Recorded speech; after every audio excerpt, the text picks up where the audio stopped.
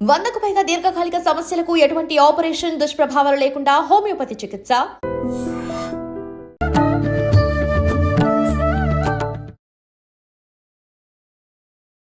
నమస్కారం, welcome to I dream. ధర్మ మార్గం విత్ విజిత కార్యక్రమానికి స్వాగతం. ప్రస్తుతం మనతో పాటు ఉన్నారు శ్రీ లక్ష్మీ నారసింహ ఉపాసకులు, ప్రముఖ ఆధ్యాత్మికవేత్త శ్రీనివాసుల అనంతరామ శర్మ గారు. ఇప్పుడు వారితో మాట్లాడి మరిన్ని విషయాలు తెలుసుకుందాం. నమస్తే అండి. నమస్కారం అండి. నరసింహారావు. మనకు పితృపక్షాలు ఆల్రెడీ ప్రారంభమైపోయాయి. వీటిని మహాలయ పక్షాలు అని కూడా అంటారు. అంటే ప్రత్యేకించి దేవత ఆరాధన కోసం ఒక్కొక్క మాసంలో ఒక్కొక్క దేవత ఆరాధన అని చెప్పి విశేషంగా మనం చేసుకుంటూ ఉంటాం. కానీ ఇది ముఖ్యంగా ఈ మహాలయ పక్షాలు ఈ 15 రోజులు పితృదేవతల కోసం అంటే అలా చేశారు అని అంటే దీని వెనకాల కూడా ఏదో ఒక ఆంతర్యం ఉండే ఉంటుంది.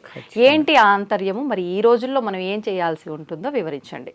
ఇక్కడ పితృపక్షములు 15 రోజులు. పక్షము అంటే 15 రోజులు. పితృదేవతల కోసంగా నియమించబడ్డది 15 రోజులు మాత్రమే. ప్రతి సంవత్సరం కూడా భాద్రపద బహుళ పాడ్యం మొదలుకొని అమావాస్య వరకు ఉంటుంది. అమావాస్య రోజు కూడా పితృపక్షం కిందికే వస్తుంది. అమావాస్య ఇంకా పవర్ఫుల్గా ఉంటుంది. కాకపోతే ఏంటి అసలు ఇది ఎందుకు వచ్చింది? మనకి అన్ని దేవతారాధనలు ఉన్నాయి, ప్రతి దేవతకి ఒక్కొక్క మాసం అని మీరు అన్నట్లుగా ఉంది. మరి పితృపక్షాలకు 15 రోజులు మాత్రమే ఎందుకు? ఒక నెల మొత్తం ఎందుకు లేదు? ఇలా కూడా ఆలోచించుకోవాలి కదా. అయితే ఇక్కడ ఏమైంది అంటే, మన కర్ణుడు తెలుసు కదా, దానవీర శూర కర్ణ అని చెప్తాం. కర్ణుడు వారు అనేక రకాల దానాలు చేసి ఉన్నారు. అన్ని దానాలు చేసి చివరికి తన స్వర్గాన్ని పొందారు. పొందిన తర్వాత తను ఏ దానాలైతే చేశారో అవి మొత్తం కూడా అక్కడ ఉన్నాయి. కానీ నీళ్ళు అన్నము మాత్రం లేదు. ఎందుకు అంటే ఆ రెండూ చేయలేదు అని చెప్పి యమధర్మరాజు చెప్పారట. చెప్పగానే యమధర్మరాజును వేడుకున్నాడు, నన్ను మరొకసారి సశరీరముగా భూలోకానికి పంపించగలరా అంటే, శరీరంతో నన్ను భూలోకానికి పంపించగలరా అంటే, ఆయన చేసిన దాన గుణాలకు మంచి ఉదారుడయ్యి యమధర్మరాజుల వారు భూమి మీదుగా పంపించారు. ఒక 15 రోజుల్లో ఇతడు పెట్టిన వారికి పెట్టకుండా అన్నదానము చేస్తూ, అసలు ఎడమ చేతితో చేసేది కుడి చేతికి తెలియదు, కుడి చేతితో చేసేది ఎడమ చేతికి తెలియకూడదు అన్నట్లుగా ఏది కూడా పట్టలేనంతగా ఆయన అన్నదానాలు, పెద్దలకి నువ్వుల నీళ్ళు వదిలిపెట్టించి వారికి ప్రీతిగా చేసేటువంటి పిండ ప్రధానాలు, ఇటువంటివన్నీ కూడాను వచ్చేసి అటు పెద్దల్ని తరింపజేశారు, తను తరించిపోయినాడు. ఒక 15 రోజుల వరకు చేశారట. ఇలా చేసి మళ్ళీ స్వర్గాన్ని అధిరోహించారు. స్వర్గంలోకి వెళ్ళగానే అక్కడ ఇవన్నీ కూడా ఉన్నాయి, అన్నము నీరు అన్నీ ఉన్నాయి.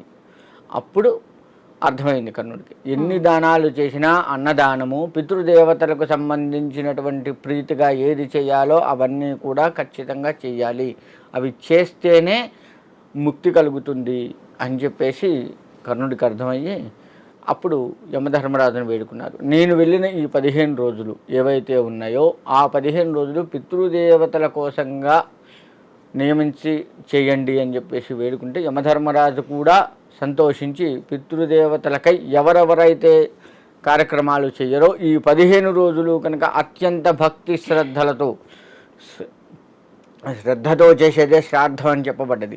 అలా భక్తి శ్రద్ధలతో ఎవరైతే పిండ ప్రదానాలు, తిలోదకాలు వదులుతూ పిండ ప్రదానాలు చేస్తూ దాన ధర్మాలు చేస్తూ, ముఖ్యంగా అన్నదానము. ఇవాళ అన్నదానం అనేసరికి కూడా ఏమవుతుంది అంటే సాత్విక ఆహారాన్ని పెట్టడం తగ్గిస్తున్నాం మనం, రజోగుణానికి సంబంధించిన ఆహారాన్ని బాగా పెడుతున్నాం. ఉదాహరణకు బిర్యానీలు కూడా అన్నదానంలో చేరుస్తున్నారు. కానీ అలా చేయకూడదు. సాత్వికంగా ఉండేటువంటి ఆహార పదార్థాలు, పప్పు, కూర, పులుసు, చారు ఇలా ఉంటాయి, మజ్జిగ, ఇలాంటివి మాత్రమే చేయాలి. బిర్యానీలు మసాలాకు సంబంధించిన ప్రతి కూడా రజోగుణ తమో గుణాలని పెంచేది, అటువంటివి కూడా అన్నదానాలు చేస్తున్నారు. అది తగదు. కాబట్టి అటువంటివి కాకుండా సాత్వికంగా ఉన్నటువంటి అన్నదానాలు అందరూ కూడా చేస్తూ ఉన్నట్లయితే పితృదేవతలు తరించిపోతారు అని చెప్పేసి అభయం ఇచ్చారు యమధర్మరాజుల వారు. కాబట్టి ఈ 15 రోజుల్లో ఎవరైతే పితృదేవతలకు సంబంధించి ఇన్నాళ్ళు చేసుకోలేదో ఈ 15 రోజుల్లో గనక చేసుకున్నట్లయితే తప్పకుండా వారికి ముక్తి కలుగుతుంది. పితృదేవత ఆశీర్వచనం ఏదైతే ఉందో అది వంశాభివృద్ధికి దారితీస్తుంది. మరి వంశాభివృద్ధి అనగానే కొడుకులు పుడతారు. ఫస్ట్ వచ్చే ఆలోచన జనానికి ఏంటంటే కొడుకులు పుడతారు. అవును అవును నా తర్వాత నా కొడుకు వంశం, తర్వాత వాడి కొడుకు వంశం, ఇలా నా వంశాభివృద్ధి అవుతుందంటారు. వంశాభివృద్ధి అంటే కొడుకులు పుట్టాలి, అది ఒక కారణం. కానీ ఆ కొడుకు ప్రయోజకుడు కావాలి కదా. అవును వాడు పెద్దవాడైన తర్వాత చక్కగా ఇంటికి ఉపయోగపడాలి, సమాజానికి ఉపయోగపడాలి, దేశానికి ఉపయోగపడాలి. అలా ఉన్నవాడే ప్రయోజకుడుగా చెప్పబడతారు. అవును ఇంట్లో ప్రతిసారి తల్లిదండ్రి సంపాదించింది తీసుకొని తాగి గోల చేసేవాడు ప్రయోజకుడు కాదు. సమాజాన్ని ఆగం చేసేటువంటి వాళ్ళు మనం చూస్తున్నాం, ఎంతోమంది ఉన్నారు. అవును అలాంటి వాడు కాదు. మరి దేశాన్నే భ్రష్టు పట్టించి దేశంలో ఉన్నటువంటి ప్రతిదీ కూడాను ఇతర దేశాలకు చేరవేస్తూ ఉండేవాడు దేశద్రోహిగా చెప్పబడుతూ ఉంటారు. మరి అటువంటి వాడు వంశాభివృద్ధికి వాడు ప్రయోజకుడు కానట్టే కదా. అవును అది కాదు. వంశాభివృద్ధి అంటే కొడుకు పుట్టాలి ఎంత నిజమో, వాడు ఉన్నత స్థానాలను అధిరోహిస్తూ మన వంశాన్ని, మన తల్లిదండ్రుల పేరు నిలబెడుతూ దేశాన్ని కూడా ఉద్ధరిస్తూ ఉన్నటువంటి వాడైన వాడే వంశాభివృద్ధిలో ఉన్నటువంటి వాడు. ఇప్పుడు అసలు మగ సంతానం లేని కుటుంబంలో ఆడపిల్లలే ఉంటే గనక వాళ్ళు ఆత్మ శాంతించదు అని చెప్పి, వాళ్ళు ఉత్తమ లోకాలకు వెళ్ళరు అని చెప్పి అంటూ ఉంటారు కదా, అది వాస్తవం అంటారా? అది వాస్తవం అంటే వెనకట లెక్కేసుకుంటే వాస్తవం. కానీ అసలు ఒరిజినల్గా శాస్త్రీయంగా అంటే జనాలు మాట్లాడుకునే దానికి మాత్రమే అది వాస్తవంగా చెప్పబడుతున్నట్టుగా కనబడుతుంది. కానీ శాస్త్రబద్ధంగా చూడాలి అంటే అది ఉత్తమాట. ఎందుకు అంటే కన్యాదానం చేసేటప్పుడే చెప్తాం నారాయణ స్వరూపాయ వరాయ అని. మనము నారాయణ స్వరూపంగా ఉన్నటువంటి వాడికి ఈ అమ్మాయిని లక్ష్మీ స్వరూపంగా ఉన్నటువంటి ఈ అమ్మాయి పేరు చెప్పుకొని మనం కన్యాదానం చేస్తాం. అలా ఎప్పుడైతే మనం చేస్తున్నామో దశదానాలు, మనకు దానాలు ఉంటాయి, దశదానాలు, షోడశ మహాదానాలు ఉంటాయి, అందులో కన్యాదానం వస్తుంది. కాబట్టి ఇటువంటి అమ్మాయిని ఆ విధంగా భావిస్తూ కనుక మనం కన్యాదానం ఎవరైతే చేస్తున్నారో పైన 7 తరాలు కింద 7 తరాలు కూడా తరించిపోతాయి. ఓకే, రాబోయే 7 తరాలు కూడా తరించిపోతాయి. అటు మాతృవంశానాం పితృవంశానాం ఈ తరాలు కూడా తరించిపోతాయి. అటు తండ్రి వైపు తల్లి వైపు ఇద్దరి తరాలు కూడా తరించిపోతాయి. మరి తరించిపోతున్నాయి అని చెప్పి వేదమంత్రమే అంత ఇదిగా చెప్తూ ఉంటే మనం మనకు ఎంతసేపు మగపిల్లలు పుట్టాలి, వంశాభివృద్ధి అవుతుంది, వాడు మాత్రమే మనల్ని ఉత్తమ గతులకి చేర్చగలడు అని చెప్పేసి అనుకోవడం అది అవివేకంగా చెప్పబడుతుంది. మన చదువులు మన ఇవన్నీ కూడా మిడిమిడి జ్ఞానంతో ఉన్నటువంటి వాళ్ళం. నీకు ఒకటి చెప్పమని చెప్పా, నువ్వు ఆయనకు ఒకటి చెప్పమని చెప్పు. ఆయన దీన్ని ఏమవుతుంది, నేను ఏది చెప్పమన్నానో అది కాకుండా విస్తరిస్తూ పోతుంది, మూలం నశించిపోతుంది చివరికి అసలు వారికి చేరేసరికి. ఆ విధంగా తయారైంది. ఓకే, మరి ఇప్పుడు అసలు ఏంటి మూలం అనేది తెలుసుకున్నాం. ఈ మహాలయ పక్షాలకి ఏం చెయ్యాలి ప్రత్యేకించి? ఈ 15 రోజులు చేయాల్సి ఉంటుందా, లేదు 15 రోజులు చేయలేని వాళ్ళు ఆఖరి రోజున అమావాస్య రోజున చేసినా సరిపోతుంది అంటారు. ఇదెంతవరకు వాస్తవము? చేయాల్సిన విధానాలు ఏంటి? 15 రోజులు మొత్తం చేయక్కర్లేదు. గతించిపోయినటువంటి వారి పుణ్య తిథి కనుక తెలిసి ఉంటే ఈ 15 రోజుల్లో ఆ తిథి ఎప్పుడు వస్తుందో ఆ రోజు చేస్తే సరిపోతుంది. ఒకవేళ వారు ఎప్పుడు చనిపోయినారో తిథి అదంతా తెలియదండి, ఆ చనిపోయిన డేటు అవి కూడా సరిగా మాకు గుర్తులేదు. ఇప్పుడు మనకేంటంటే డేటు టైము తెలిస్తే తిథి తెలుసుకోవచ్చు పండితుల ద్వారా. అది కూడా తెలియదండి, సమయం కానీ ఈ సంవత్సరం కానీ నెల కానీ సరిగా మాకు గుర్తులేదు, అప్పుడెప్పుడో కదా అని చెప్పేసి అనుకున్నటువంటి వారు ఈ అమావాస్య నాడు వారిని తలుచుకుంటూ గనక చేస్తే ఖచ్చితంగా వారు ఏ తిథి నాడు చనిపోయినా సరే, ఏ మాసంలో చనిపోయినా, ఏ సంవత్సరంలో చనిపోయినా ఈ అమావాస్య రోజు నాడు చేసింది ఖచ్చితంగా వారికి అంది తీరుతుంది. అందులో ఎటువంటి సందేహం లేదు. ఇక చెయ్యవలసిన విధి ఏంటి అంటే, మనము బ్రాహ్మణ్ణి పిలుచుకొని వచ్చి తిలతర్పణములు ఎవరెవరి పేర్లు అయితే చేస్తామో, ఎవరెవరికైతే వదిలిపెట్టాలనుకున్నామో గతించిన వారి పేర్లు అన్నీ కూడా గోత్రము పేరు చెప్పి వారికి తిలోదకాలు ఇవ్వాలి. అంటే నువ్వుల నీళ్లు వదిలిపెట్టాలి. అది కూడా ఈ విధంగా వదిలిపెట్టాలి. ఇక్కడ నుంచి పడితే నీరు ఇలా వెళ్ళాలి, ఇలా వెళ్ళి రాగి, మళ్ళీ స్టీల్ పనికిరాదు, రాగి కానీ ఇత్తడి కానీ ప్లేట్ పెట్టుకోవాలి. ఉంటే వెండి బంగారము వజ్రాలు కాదు వారి ఇష్టం, కానీ కనీసంగా రాగి ఇత్తడి అయితే తప్పదు. అది కూడా లేకపోతే మట్టి పాత్ర అంతే. అలా అంటే ఎవరి శక్తి కొలది వాళ్ళది. అలా పెట్టుకొని వదిలిపెట్టాలి. ఓకే. అలా నువ్వుల నీళ్ళు మనస్ఫూర్తిగా తర్పయామి తర్పయామి తర్పయామి అని ఆ కర్త ఎవరైతే ఉన్నాడో తను అనుకుంటూ, ఇక్కడ బ్రాహ్మడు చదివే మంత్రాలు చదువుతూ ఉన్నా తను వదిలిపెట్టేటప్పుడు తర్పయామి అని చెప్పేసి అనుకుంటూ కనుక వదిలిపెడితే ఖచ్చితంగా ఆ నువ్వుల నీళ్ళు వాళ్ళు స్వీకరించి వాళ్ళ దాహార్తి తీర్చుకొని వారి ఆకలిని తీర్చుకొని ఉద్ధరిస్తారు, ఆశీర్వదిస్తారు అనడంలో ఎటువంటి సందేహం లేదు. ఒక్క మహాలయ పక్షాల్లోనే కాదు, ప్రతి ఆదివారము మధ్యాహ్నం 12 గంటలకి పితృదేవతలు మన సింహద్వారం దగ్గర ఎదురు చూస్తారట, ప్రతి ఆదివారము కూడాను. ఓకే. చూసి నా కొడుకులు ఏమైనా నా కోసం చేస్తున్నారా అని ఎదురు చూసి చేస్తారట. చెయ్యకపోతే కొంచెం బాధతో వెళ్ళిపోతారట, చేస్తే అవి స్వీకరించి తృప్తిగా వెళ్ళిపోతారట. అంతేకాకుండా ప్రతి అమావాస్య రోజు కూడా, ఒక మహాలయమనే కాదు ప్రతి అమావాస్య రోజు కూడా మధ్యాహ్నం 12 గంటల సమయంలో పితృదేవతలు వచ్చి చూసి మనం చేస్తేనా స్వీకరించి వెళ్తారు, లేదంటే బాధతో వెళ్తారు. అలా స్వీకరించి వెళ్ళి తృప్తిగా పొందితే వంశం మొత్తం కూడాను చల్లగా ఉండాలి అని ఆశీర్వదిస్తారు.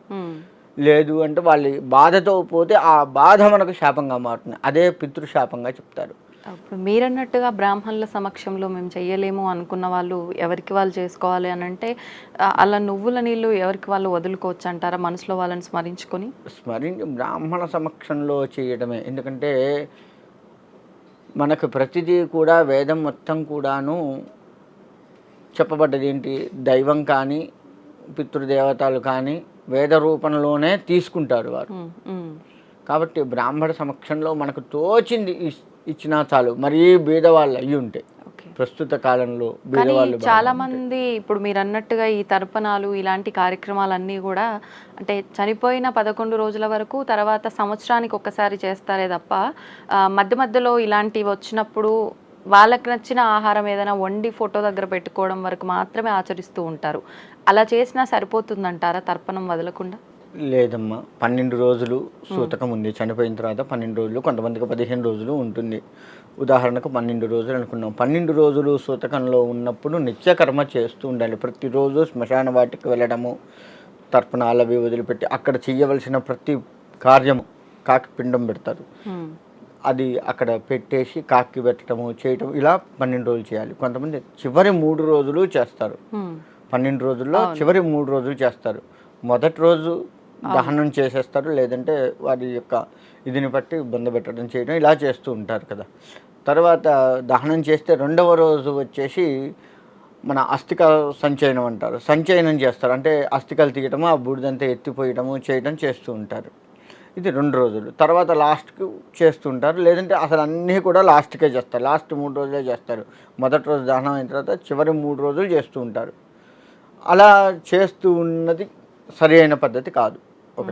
ఒకవేళ చేసిన బ్రాహ్మణుడు మొదటి రోజు నుంచి చివరి రోజు వరకు ఎన్నైతే ఉన్నాయో అన్ని పిండాలు తనతో పెట్టిస్తాడు. అంటే రోజు చేస్తున్నట్లుగా తను మంత్రాలు చదువుతూ ప్రతిరోజు కార్యక్రమంగా 12 పిండాలు పెట్టిస్తాడు. అక్కడ చిన్న చిన్నవి చేసి పెట్టించి తరింపజేస్తారు వాళ్ళని. కాబట్టి బ్రాహ్మణుడు ఇక్కడ తప్పనిసరి.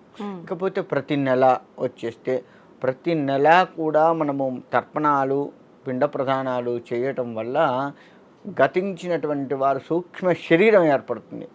నీవు ఏ నెలలో అయితే చేయలేదో ఆ నెలలో ఆ అవయవం ఏర్పడదు, అంగవైకల్యంగా ఉంటారు. తర్వాత సంతానము అంటే ఈ చేస్తున్నటువంటి వాడి వంశంలో ఉన్నటువంటి సంతానంలో ఎవరికొకరికి అంగవైకల్యం చేకూరుతుంది. అది కూడా ఉంది. సూక్ష్మ శరీరాన్ని ఎందుకు అంటే ఈ జీవి చేసినటువంటి పాపపుణ్యాలు ఉంటాయి కదా, కాబట్టి దాన్ని అనుభవించాలి కదా, స్వర్గంలో నరకంలో అనుభవించడం కోసంగా సూక్ష్మ శరీరం ఏర్పరుస్తాడు యమధర్మరాజు వారు. దానికోసంగా ఈ కార్యక్రమాలు చేయాలి. ఇప్పుడు ఎవరైనా మరణించి సంవత్సరం తిరగని వాళ్ళ కుటుంబంలో కూడా ఈ మహాలయ పక్షాల కార్యక్రమాలు ఆచరించవచ్చా? ఖచ్చితంగా చేయవచ్చు. ఓకే. పితృదేవతల కోసంగా వచ్చింది కాబట్టి చాలామందికి ఇంకా అదృష్టం ఒకటి కలిసి వస్తుంది. ఏంటంటే మహాలయాల్లోనే వారి పితృదేవతలు గతించిపోయి ప్రతి సంవత్సరం మాసికాలు, ప్రతి సంవత్సరం తద్దినాలు అవి పెడుతూ ఉంటారు. అది మహాలయాల్లో వచ్చేవాళ్ళు చాలామంది ఉన్నారు, ఇంకా ఎక్కువగా తరించిపోతారు వారు. కాబట్టి ఈ మహాలయాల్లో వచ్చేది ఇది చేయవలసిందే. ఒకటి తర్వాత పుష్కరాలు ఒకవేళ వస్తే పుష్కరాల్లో కూడా శ్రద్ధగా చేయవలసిందే. వీరు కాశీ కానీ రామేశ్వరం కానీ గయా కానీ అటు వెళ్తే అక్కడ కూడా చేయవలసిందే. ఓకే. ఇలా ఖచ్చితంగా పితృదేవతలకు సంబంధించి ఎక్కడెక్కడైతే చెప్పబడ్డదో ఈ సంవత్సరం లోపు చేస్తే మంచిదే. చేయలేకపోతే చేయలేనటువంటి అదే సమయంలో సూతకం వస్తుంది. ఇప్పుడు మహాలయాలు వచ్చినాయి, గతించిపోయి ఉన్నారు. ఈ మహాలయాల్లోనే వాళ్ళకేదో సూతకం ఏదో వచ్చి ఉంటుంది. ఇంకెవరో చనిపోతే లేకపోతే ఎవరన్నా పుడితే వచ్చి ఉంటుంది. అలా సూతకం వచ్చినప్పుడు చేయకూడదు. మళ్ళీ ఓకే. లేనప్పుడు ఖచ్చితంగా చేయవలసిందే. అధిక సఫలం అని పితృదేవతలకు మనం ఎంత చేస్తే అంత మంచి ఫలితాలు కూడా మనకు వస్తాయి.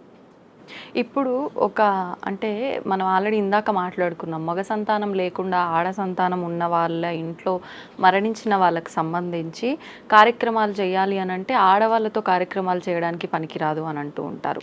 అయితే ఇప్పుడు ఒక ఇంటికి కోడలుగా వెళ్ళిన తర్వాత ఖచ్చితంగా వాళ్ళ అత్త వాళ్ళ తరఫున చనిపోయిన వాళ్ళకి సంబంధించిన విధానాలు మాత్రమే వీళ్ళు ఆచరిస్తూ ఉంటారు. అంటే వాళ్ళ హస్బెండ్తో చేపించినా వాళ్ళ కొడుకుతో చేపించినా ఎవరితో చేపించినా పుట్టింటికి సంబంధించినవి చెయ్యరు, అత్తవారింటికి సంబంధించినవే చేస్తారు. ఒక పెళ్ళైన స్త్రీ అమ్మ వాళ్ళ ఇంటికి సంబంధించిన వాళ్ళ నాన్న వాళ్ళ తాత వాళ్ళకి సంబంధించిన కార్యక్రమాలు చెయ్యాలి అనుకుంటే అదేమైనా తప్ప? ఈ సమయంలో వాళ్ళకి సంబంధించినవి ఆచరించవచ్చా? ఖచ్చితంగా ఆచరించవచ్చు. అయితే ఇక్కడ వచ్చేసి ఇప్పుడు భర్త ఉన్నాడు. భర్త తన తల్లిదండ్రులు లేకపోతే తను వాళ్ళ తల్లిదండ్రులకు ఎట్లా చేస్తున్నాడో అలానే అత్తామామలకు కూడా చెయ్యాలి. అల్లుడు ఖచ్చితంగా అల్లుడికి ఆ అధికారం ఉండి తీరుతుంది. ఓకే. ఒకవేళ ఈ యొక్క అల్లుడికి తల్లిదండ్రులు బతుకున్నారు, ఈలోపు ఈ కార్యక్రమం చేయవలసి వచ్చింది కాబట్టి అతడు చేయకూడదు, మళ్ళీ చేయకూడదు. ఎందుకంటే తల్లిదండ్రులు ఉన్నప్పుడు ఇంకొకరికి చేసే అధికారం అల్లుడికి లేదు. మరి అప్పుడు అలాంటి సమయంలో ఇప్పుడు ఈ పుట్టింటి వాళ్ళకి సంబంధించి బాబాయో పెదనాన్నో ఎవరో ఉంటారు కదా, అన్నయ్యలు ఎవరో ఉంటారు కదా, వాళ్ళ వంశానికి సంబంధించి వారితో చేయించవచ్చు. మనం ఖర్చంతా మనం పెట్టుకొని వాళ్ళని అడిగితే వాళ్ళు చేస్తారు, చేయకుండా ఉండరు. కాకపోతే పగలు ఇవి ఏమన్నా ఉంటే పక్కకు పెట్టి ఆ కాసేపు చేస్తే మంచిది. ఇటు చేసిన వాళ్ళకి మంచిది, చేయించిన వాళ్ళకి మంచిది. కాబట్టి ఆ విధంగా చేసుకుంటే చాలా ఉత్తమం. అంటే పాలివాళ్ళని అంటూ ఉంటారు. అలాంటి వాళ్ళు ఎవరు చేసినా కానీ పాలివాళ్ళు అంటే ఆ ఇంటి వాళ్ళ కిందకే వస్తారు కదా. కాబట్టి వాళ్ళతో ఖర్చు మనం పెట్టుకొని నా తండ్రికి నేను చేస్తున్నాను, నాకు అధికారం లేదు కాబట్టి నా అన్నయ్య తమ్ముడు ఉన్నాడు, పెదనాన్న కొడుకు చిన్నాన్న కొడుకు ఉన్నాడు, వాటితో చేయిద్దాము అని చెప్పేసి తనని అడిగి తనతో ఈ కార్యక్రమాలు చేయించినా కానీ ఖచ్చితంగా ఉత్తమ గతులు చెందుతాయి. ఓకే. ఇప్పుడు చాలామంది చనిపోయిన వాళ్ళ తిథి ఏదైనా ఉందనుకోండి, ఆ తిథి రోజున ఒక నలుగురిని ఇంటికి పిలిపించి భోజనం పెట్టి వాళ్ళ తరఫున అలా చేద్దాము అని చెప్పి ఫ్రెండ్స్నో ఎవరైనా రిలేటివ్స్నో పిలిచినప్పుడు, అంటే పెద్ద హంగామా హడావిడి లేకుండా నార్మల్గా ఒక నలుగురు చేయి కడిగియాలి అన్నట్టుగా భావించి పిలిస్తే కొంతమంది ఆలోచిస్తూ ఉంటారు.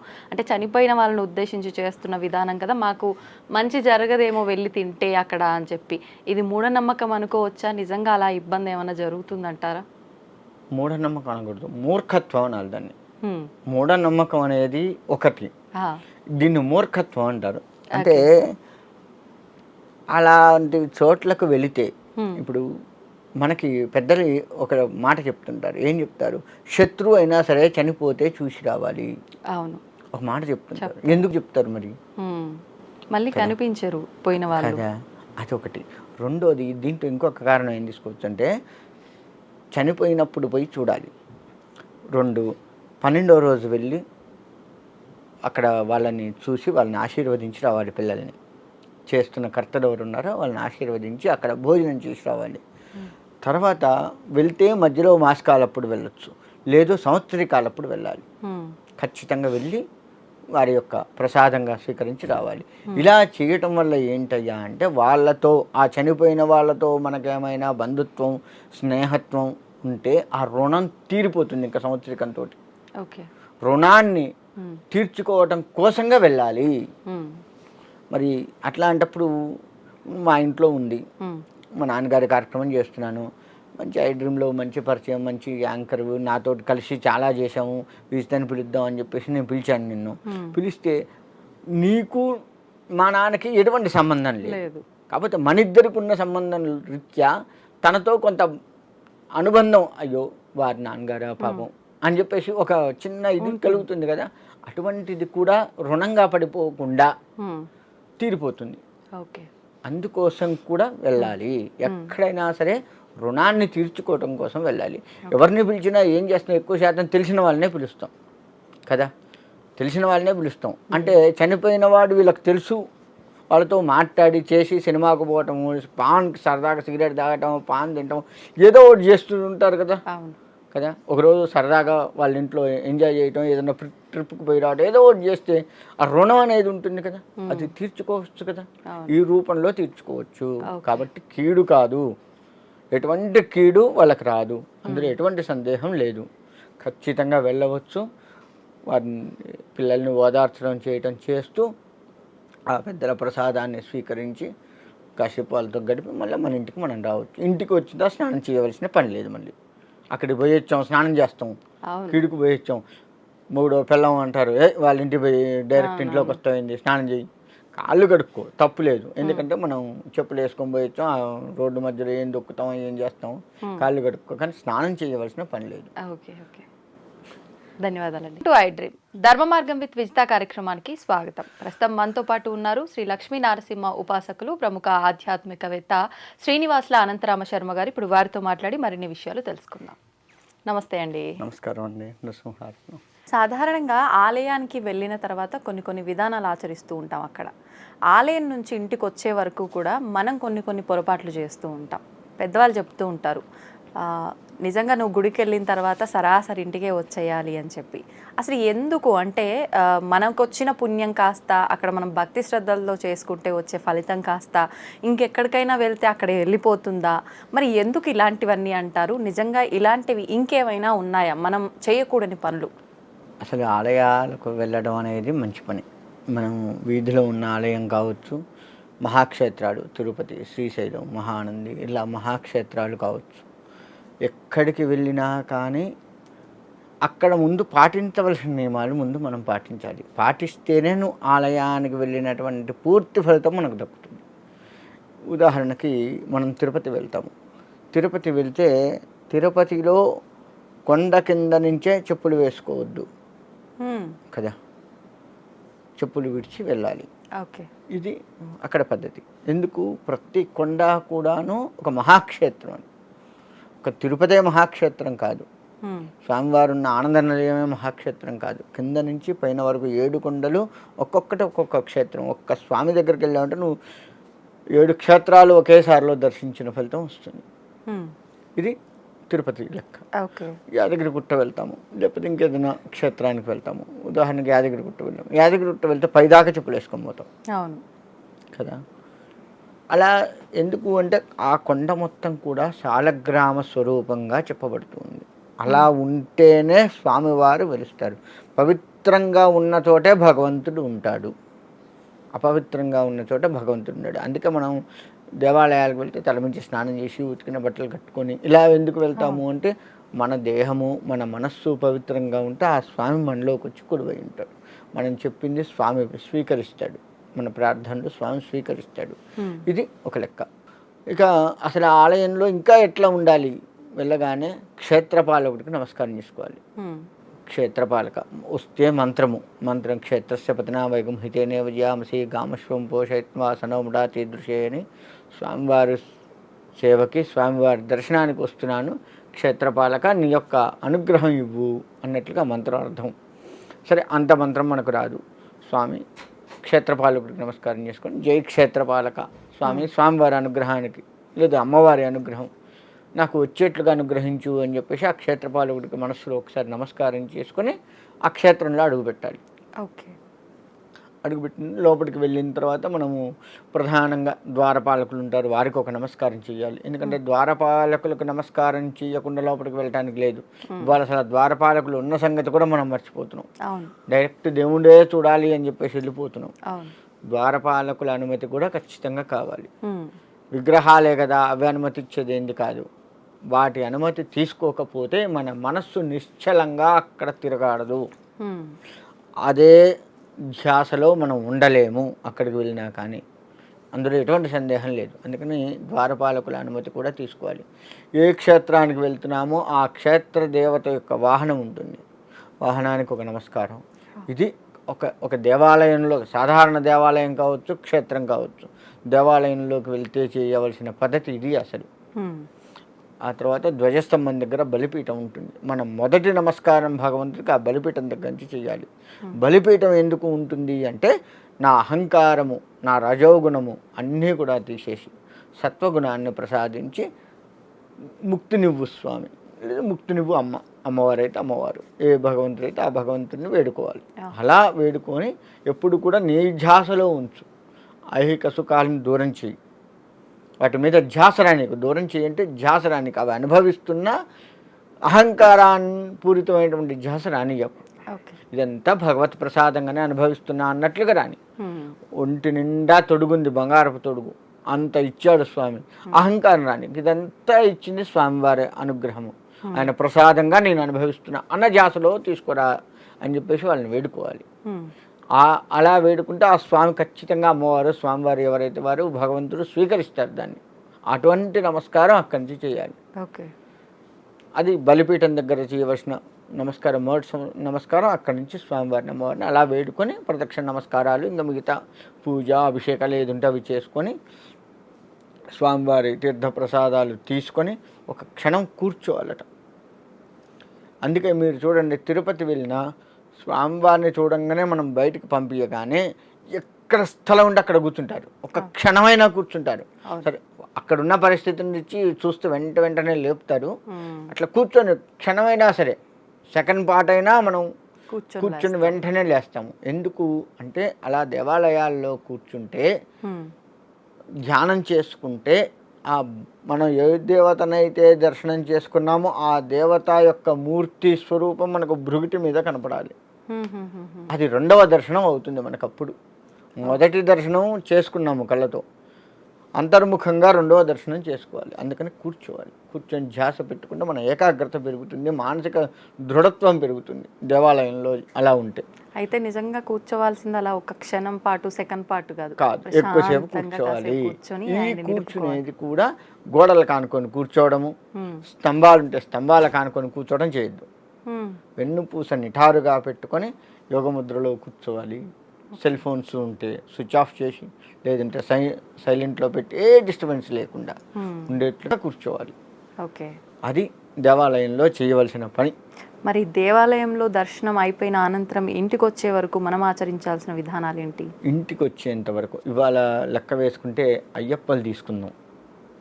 చక్కగా మాల వేసుకున్నారు, 40 రోజుల పాటు లేదు 45 రోజుల పాటు చక్కగా దీక్ష చేస్తున్నారు, స్వామివారికి ముడుపు ఇస్తున్నారు, అయిపోయింది. వచ్చేటప్పుడు అక్కడనే మనం ఈ అయ్యప్ప మాల తీసివేసి చక్కగా తినాల్సినవి తిని, తాగాల్సినవి తాగి ఇంటికి వచ్చి చేస్తున్నారు. అది తప్పు, అయ్యప్పలు చేసే పని ముఖ్యంగా. అలా కాకుండా ఎవరైనా సరే మాల వేసుకోలేదు, మామూలుగా దర్శనంకి పోయాము, ఇంటికి వచ్చి నువ్వు గుడికి వెళ్ళేటప్పుడు ఎంత పవిత్ర భావనతో ఏది తినకుండా తాగకుండా జాగ్రత్త పడుతూ భగవద్ దర్శనం చేసుకున్నావో, ఇంటికి వచ్చేటప్పుడు కూడా అదే ధ్యాసలో ఇంటికి రావాలి.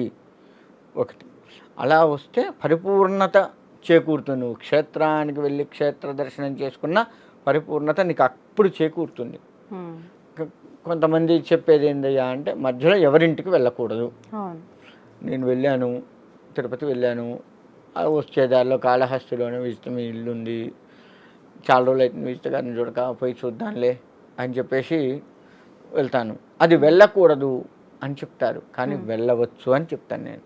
వెళ్ళొచ్చు, ఖచ్చితంగా వెళ్ళవచ్చు. మీరు ఇప్పుడు కాళహస్తి అన్నారు కాబట్టి మాట్లాడాల్సి వస్తుంది. మిగతా ఆలయాల సంగతి ఏమో కానీ నిజంగా కాళహస్తికి వెళ్తే ఎవరింటికి అసలే వెళ్ళకూడదు నిజంగానే అంటూ ఉంటారు కదా. వేరే క్షేత్రం సంగతి పక్కన పెడితే కాళహస్తి వెళ్తే ఎవరిళ్ళకి వెళ్ళకూడదు అని ఎందుకు అంటారంటే, అక్కడ రాహుకేతువుల పూజ చేస్తారు, అది చేయించుకుంటారు. కాబట్టి నేను చేయించుకున్నాను, దారిలో మీ ఇంటికి రాబుద్ది అయింది, చూడక చాన్నాళ్ళైంది, మళ్ళీ ఎప్పుడు కలుస్తామో ఏమో అని వస్తే ఆ రాహుకేతువుల ప్రభావం మీ ఇంటి మీద మీ మీద పడుతుంది అని చెప్పి రావద్దంటారు. కానీ పడదు. అక్కడ 100 రకాల పూజలు చేయించుకోగాక నువ్వు చేయించుకున్నావు నీకే, ఓకే. అంతవరకే తప్ప పక్కన వాళ్ళ మీద ఆ ప్రభావం పడదు. కాకపోతే ఏమవుతుంది అంటే మనకు ఆ భయం ఒకటి పెట్టుకొని ఎక్కడికి వెళ్ళొద్దు, సరాసరి ఇంటికే రావాలి అని చెప్తూ ఉంటారు. మనం వెళ్ళవచ్చు చక్కగా. నేనైతే చెప్తున్నాను, తిరుపతి వెళ్ళి వచ్చే దారిలో విజయవాడ అమ్మవారి దర్శనం చేసుకొని మా అక్క ఉంటే అక్క దగ్గర 2 రోజులు ఉండి నా ఇంటికి వచ్చాను. నేను 2 రోజుల పాటు మా అక్క ఇంట్లో ఉన్నాను. నేను ఉండి నా ఇంటికి వచ్చాను. ఓకే. సాధారణంగా బయటికి వెళ్ళొచ్చిన తర్వాత కాలు కడుక్కోవడం మన సాంప్రదాయం. కానీ గుడికి వెళ్ళొచ్చిన తర్వాత మాత్రం మీరు ఎంత దూరం నుంచి వచ్చినా సరే కాలు కడుక్కోకూడదు అని అంటూ ఉంటారు. ఇది కూడా వాస్తవమేనా? వాస్తవమే. ఎందుకు కడుక్కోకూడదు అంటే మనము దేవాలయానికి వెళ్ళి వచ్చిన పాదాలు మొత్తం కూడా పవిత్ర భావంతో ఉంటాయి. మనం ఎంత పవిత్ర భావంతో మనం ప్రత్యక్ష నమస్కారాలు చేసాం, శక్తి వస్తుంది మనలోకి. కాళ్ళ ద్వారా కొంత శక్తి వస్తుంది. భగవద్ దర్శనం చేసుకున్న శక్తి మొత్తం కూడా మనలో నిండి ఉంటుంది. కాబట్టి ఆ శక్తిని సరాసరి ఇంట్లో తీసుకొచ్చుకొని కొద్దిసేపు కూర్చుంటే ఆ శక్తి మొత్తం ఇంట్లో తిరగాడుతూ ఉంటుంది. ఆ తర్వాత నువ్వు కాళ్ళు చేతులు కడుక్కొని ఏదైనా తినడము చేయడము ఇవి చేసుకుంటుంటాం. కాబట్టి కాళ్ళు కడుక్కోవద్దు అంటారు. కానీ శనీశ్వరుడికి దగ్గరికి వెళ్తే కాళ్ళు కడుక్కోమంటారు. అది కూడా తప్పే చెప్తాను నేను. కడుక్కోవద్దు. ఎందుకని? ఇప్పుడు మనం ఓ దేవాలయానికి వెళ్ళాము, దేవాలయంలోకి వెళ్ళి శనీశ్వరుడు అక్కడ నవగ్రహాలు ఉన్నాయి, నవగ్రహాల ప్రదక్షిణ నమస్కారాలు చేసుకుని కాళ్ళు కడుక్కుంటాం. కడుక్కోవద్దు. కడుక్కోకుండా చక్కగా ఆ దేవ దర్శనం చేసుకొని ఇంటికి వచ్చి కూర్చోవచ్చు. ఇంటికి వచ్చే స్నానం చేయాలి, శనీశ్వరుడి దగ్గర పోయావు, ఇటువంటివి కూడా ఏమీ లేవు. ఎందుకు కడుక్కోమంటారు అంటే మనము నవగ్రహ ప్రదక్షిణం చేసేటప్పుడు శనీశ్వరుడికి తైలాభిషేకాలు అన్నీ కూడా చేస్తూ ఉంటారు కదా. ఆ నువ్వుల నూనె ఏదైతే ఉందో అది కొంచెం బయటకు వస్తుంటుంది. అందరూ చేసి కొంచెం ఎక్స్ట్రా బయటకు వచ్చేస్తుంటుంది కదా. ఓ తూములోంచి బయటికి పోకుండా కొంచెం బయటకు వస్తే అది మనం చూడకుండా తొక్కి ఉండి ఆ దేవాలయం మొత్తం కూడా ఆ జిడ్డుతోటి తిరిగితే ఆ దేవాలయ పరిసర ప్రాంతం మొత్తం కూడా జిడ్డు అయ్యి కలబోతుంది. మంచి శుచి శుభ్రతలతో ఉన్నటువంటి ఆ దేవాలయం కలబోతుంది అని చెప్పేసి కడుక్కోమంటారు. అలా మనం చూసి దాన్ని తొక్కకుండా జాగ్రత్త పడగలిగితే అక్కర్లేదు. ఒకవేళ తొక్కితే మాత్రం కడుక్కోవాలి. ఎందుకంటే దేవాలయాన్ని అపరిశుభ్రత చేసే అధికారం మనకు లేదు, అది పాపం మళ్ళీ. కాబట్టి అప్పుడు కడుక్కోవాలి. దేవాలయంలోంచి వస్తే కాళ్ళు కడుక్కోవాల్సిన పని లేదు. ఎవరింటికైనా వెళ్ళవచ్చు. ఆ పుణ్యం అక్కడికి వాళ్ళ ఇంటికి పోతుంది, చేస్తుంది. ఇటువంటివి మూఢనమ్మకాలు మాత్రమే. చక్కగా ఎవరింటికి పోయినా మన కోసం వెళ్ళాము కాబట్టి మనతో పాటే ఉంటుంది. అంతేకాని నీ ఇంటికి వస్తే నీకు సగం పోయింది, ఇంకొక ఆయన ఇంటికి వస్తే ఇంకొక ఆయన సగం పోయింది, ఇంకా నాకేం మిగిలింది, అంత దూరం పోయి వచ్చి డబ్బులు బొక్క, ఇట్లా ఉండదు. కాబట్టి చక్కగా అందరిళ్ళకి వెళ్ళొచ్చు, చెయ్యవచ్చు. మనం వెళ్తే ఉత్తకుంటామా? తిరుపతి వెళ్ళాను, ప్రసాదం తీసుకొచ్చి అమ్మ తిరుపతి వెళ్ళా ప్రసాదం అని ఇచ్చు. ఆ ప్రసాదం పంచిన పుణ్యం రావట్లేదా? అట్లా వచ్చేదారిలో ప్రసాదాలు పంచుకుంటూ వస్తాం కదా. ముందే ఒక ఐడియా వేసుకుంటాం కదా, వచ్చేదారిలో ఫలానా వాళ్ళ ఇల్లులు ఉన్నాయి పోయి వద్దాము అని. అక్కడికి తిరుపతి వెళ్ళంగానే 4 లడ్డూలు అవసరం దగ్గర ఇంకో 8 కొంటాం కదా. కొన్నప్పుడు మనకు కావాల్సిన 4 మనం తెచ్చుకున్న పైన కొన్న వీళ్ళకి అని చెప్పి పంచుకుంటూ వస్తాం కదా. అయిపోయింది కదా. మరి ఆ ప్రసాదాన్ని అంటే భగవత్ ప్రసాదము అంటే అనుగ్రహం అని అర్థం, భగవంతుడి యొక్క అనుగ్రహం అని అర్థం. ఆ అనుగ్రహాన్ని నీకు పంచాను కదా వచ్చేదారిలో. మరి వెళ్ళొద్దు అంటే నీకు అనుగ్రహాన్ని పంచట్లే కదా. ఎవరికి ఏ అనుగ్రహం ఎవరికి అక్కర్లేదు, నాదేమో నాకే అన్నట్టు ఉంటామా? అది అహంకారం కదా. అంత దూరం నువ్వు దేవాలయం దర్శనంకి వెళ్ళి మళ్ళీ అహంకారాన్నే తెచ్చుకున్నావు కదా వెంట. కాబట్టి అందరిళ్ళకి వెళ్ళొచ్చు, అందరినీ మాట్లాడవచ్చు, చెయ్యవచ్చు. ప్రశాంతంగా అందరితో కలిసి మళ్ళీ మన ఇంటికి వచ్చి మనం మన ప్రసాదాలు మన ఇంట్లో దేవుడి దగ్గర పెట్టుకోవటం, లేదా మన ఇంటి చుట్టుపక్కల వాళ్ళ కోసం పంచుకోవటం చేయవచ్చు. అందులో ఎటువంటి సందేహం లేదు. వాళ్ళ ఇంటికి వెళ్ళకూడదు, వీళ్ళ ఇంటికి అదంతా కూడా ఉత్తమ ఆట. ప్రశాంతంగా వెళ్ళొచ్చు. ధన్యవాదాలండి. నమస్కారం. And for more videos, Please subscribe to iDream. Please subscribe to iDream. Please subscribe iDream. And please subscribe to iDream. For more videos, subscribe to iDream.